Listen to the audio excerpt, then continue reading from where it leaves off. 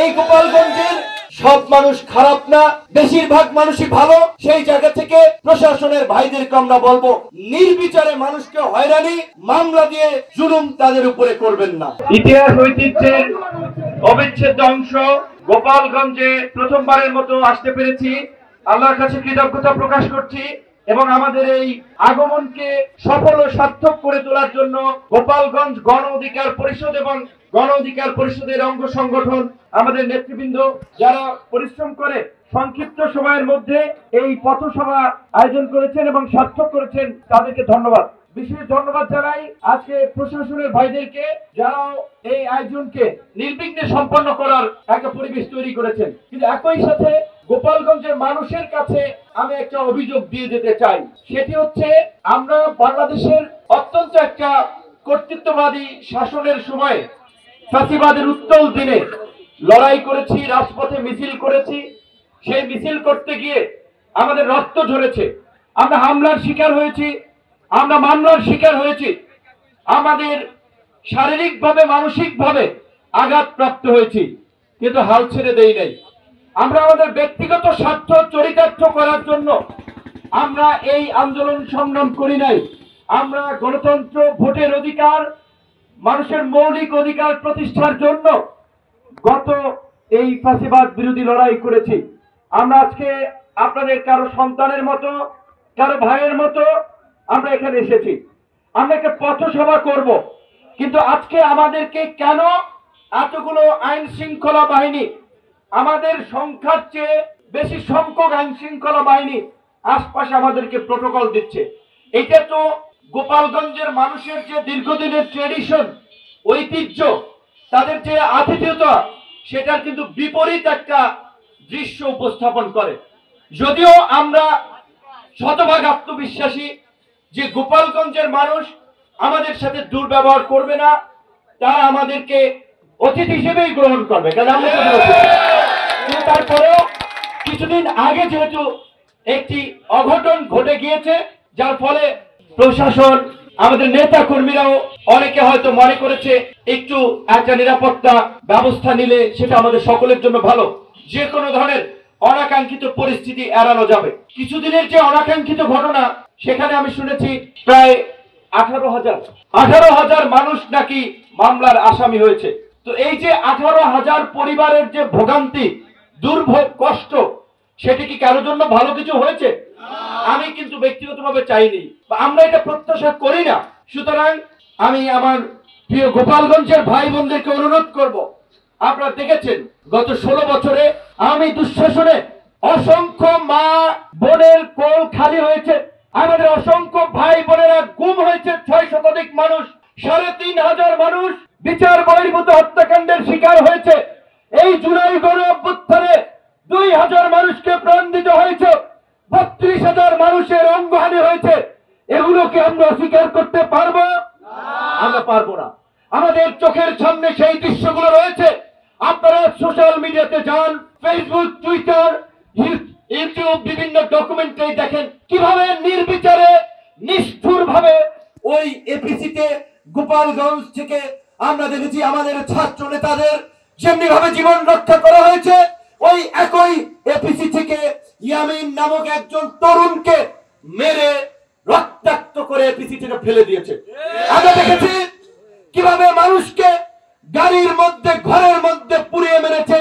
এই পৈশাচিকতা, বর্বরতা যারা চালিয়েছে এবং এর সাথে যারা জড়িত, তাদের বিচার অবশ্যই এদেশে হবে। সেই অপরাধে যারাই জড়িত থাকুক, সেই দুর্বৃত্তায়নে যারাই জড়িত থাকুক, তারা দেশের শত্রু, জাতির শত্রু, মানবতার শত্রু। তাদের বিচার যদি না হয়, আগামীতেও একই জিনিসের পুনরাবৃত্তি হবে। আপনারা কি চান আগামীতে কেউ ক্ষমতা এসে এইভাবে আইন শৃঙ্খলা বাহিনীকে ব্যবহার করে গুম করবে, খুন করবে, মায়ের কোল খালি করবে, বোনকে বিধবা করবে? এগুলো আপনারা চান? নিশ্চয়ই আপনারা চান না।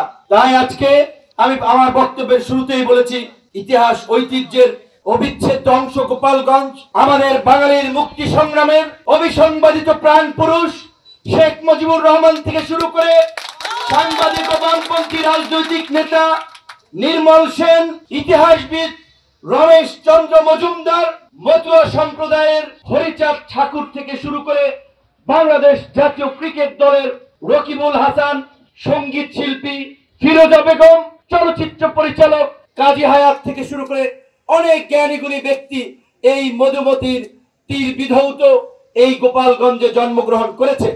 এই গোপালগঞ্জের নিশ্চয়ই অবশ্যই শতভাগ গ্যারান্টি দিয়ে বলতে পারি সব মানুষ খারাপ না, বেশিরভাগ মানুষই ভালো। সেই জায়গা থেকে প্রশাসনের ভাইদেরকে আমরা বলবো নির্বিচারে মানুষকে হয়রানি, মামলা দিয়ে জুলুম তাদের উপরে করবেন না।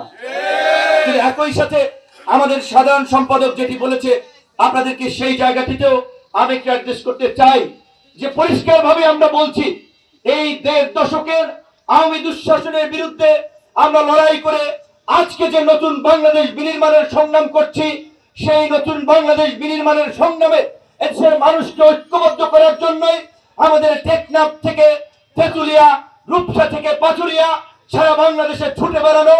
আমাদের গত শুক্রবার ব্রাহ্মণবাড়িয়ার প্রোগ্রাম ছিল, তার আগের শুক্রবার রাজশাহীতে প্রোগ্রাম ছিল, তার আগের শুক্রবার কুমিল্লায় প্রোগ্রাম ছিল, আজকেও বিকেলে যশোরে একটি সমাবেশ রয়েছে। সেই সমাবেশে যাওয়ার পথেই আমরা আপনাদের ভালোবাসার জায়গা থেকে আপনাদের এই গোপালগঞ্জে, আপনারা হয়তো চিনেন না, এরকমের ছোট ছোট কিছু তরুণ যুবক ছাত্র যারা ওই ফেসিবাদের উত্তাল সময়ে এই গোপালগঞ্জে তারুণ্যের নতুন ধারার রাজনীতির সূত্রপাত করেছিল, রাজনীতির জন্ম দিয়েছিল। এই যে দেখেন ইন্টারমিডিয়েটের ছাত্র ছিল ইসমাইল হোসেন, তিনি অ্যাম্বুলেন্স আজকে ভিআইপি প্রোটোকল দেওয়া হচ্ছে সেটার প্রতিবাদ করায় ইন্টারমিডিয়েটের একজন শিক্ষার্থী তিনি কারাবরণ করেছিলেন। তখন ক্ষমতায় ছিল আওয়ামী লীগ। আওয়ামী লীগের লোকেরা গর্ব করে বঙ্গবন্ধু শেখ মুজিবুর রহমান ঢাকা বিশ্ববিদ্যালয়ের ৪র্থ শ্রেণীর কর্মচারীদের অধিকার আদায়ের আন্দোলনকে সমর্থন করে জেলে গিয়েছিলেন। সেই বঙ্গবন্ধুর আওয়ামী লীগের সময় ইসমাইল অ্যাম্বুলেন্সে রোগীর প্রাণ বাঁচানোর কথা বলতে গিয়ে কিন্তু জেলে গিয়েছে। আওয়ামী লীগ মুখে যেটা বলেছে অন্তরে সেটা বিশ্বাস করে নাই। এরকমের তরুণেরা ওই উত্তাল সময়ে গোপালগঞ্জ থেকেও একটা নতুন ধারার রাজনীতি সূচনা করার জন্য আওয়াজ উঠেছে। তারা 10, 15, 20 দিনের আন্দোলন থেকে নেতা হয় নাই, হঠাৎ করে নেতা হয়ে যায় নাই। তারা একটা পলিটিক্যাল প্রসেসের মধ্যে দিয়ে, ধারাবাহিক আন্দোলন সংগ্রামের মধ্যে দিয়ে আজকের এই জায়গায় এসেছে।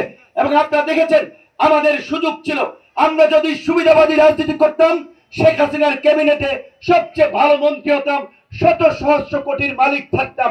আমরা সেটার সাথে আপোষ করি নাই। আমরা মুখে যেটা বলেছি অন্তরে সেটা ধারণ করেছি।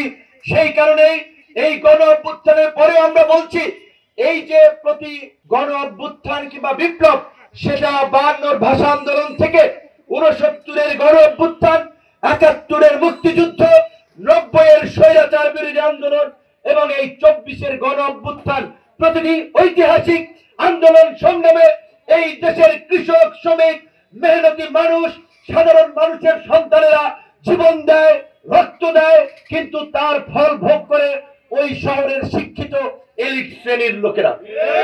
সেই জন্য আমরা বলেছি রাজনীতিকে জনগণের কাছে নিয়ে যেতে হবে, রাজনীতিকে জনগণের কাছে দায়বদ্ধ করতে হবে। তাই আপনাদেরকে জনগণের প্রতিনিধিদেরকে নেতা বানাতে হবে।